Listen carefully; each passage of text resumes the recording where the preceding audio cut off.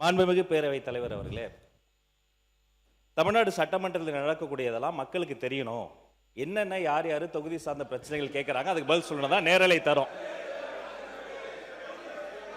நான் உங்க மூலமா ஒரு கோரிக்கை வைக்கிறேன். பேசுங்க.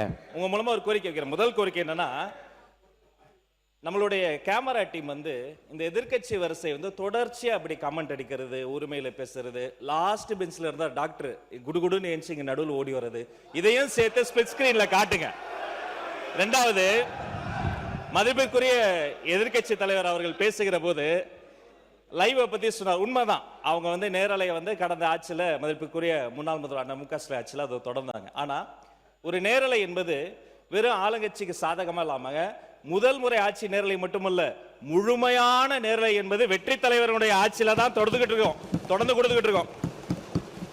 மாண்புமிகு உறுப்பினர் சொன்னதுக்கு ஒரு கருத்து நான் சொல்லுகிறேன். மாண்புமிகு முதலமைச்சர் அவர்களை பற்றி பேசுகிற போது மந்திரி சபை என்பது ஒரு கூட்டு முயற்சி. அங்கே இருக்கக்கூடிய எந்த அமைச்சராவது இருந்து மாண்புமிகு முதலமைச்சருக்காக பேச வேண்டும். அப்படி பேசாவிட்டால் அங்கே அமர்ந்திருப்பது அர்த்தம் இல்லாமல் போயிடும். இருங்க இப்போ நீங்கள் எப்படி